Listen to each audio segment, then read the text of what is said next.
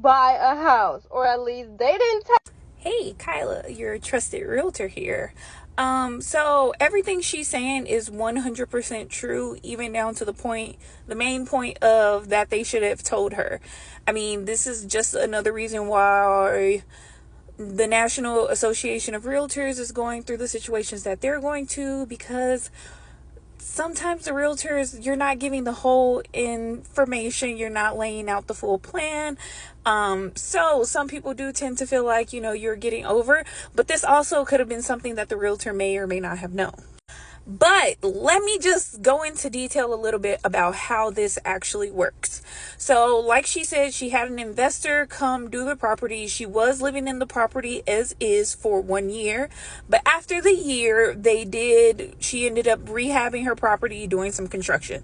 So the first ding is that when the investor goes to the city, or she goes to the city and requests permits to do construction, that is the first ding that the house is going to be upgraded.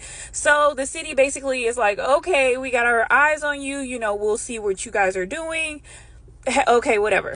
The next thing is that when you say the work has been completed and then you hand over all of the documents, just in case she may have wanted to sell or whatever, you do have to hand over the documents to let the city and state know who has done the work and that the work has been completed, and make sure it's like 100% authorized, like the legal aspect of things.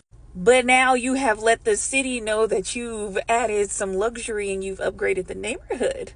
So now that you've let the city know that, you're upgrading the neighborhood, you are going to be scheduled an assessment. They are not going to forewarn you, because you already let them know when you did the permits and said that the work was going to be done.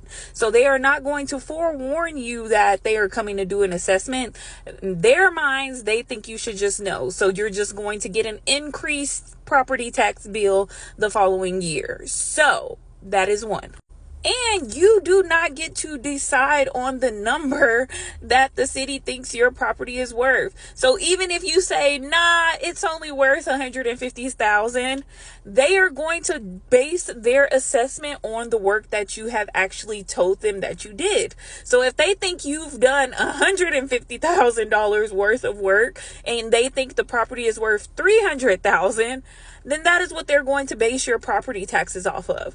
Ideally, you and the city between the upgrades aren't going to be too far off, but until if you are going to be living in that property and you're not necessarily going to flip it and sell it, you will just kind of be eating that property tax, unfortunately. So she was not wrong, because they did do her a disservice, because clearly that was her message, that was her intention from the beginning, based on the kind of property that she chose. So girl, I'm sorry that you went through that, but hey, first time home buyers, it's not about necessarily asking more questions, but I know us realtors, I'm sorry, I can't even say anything to that. We just need to do better.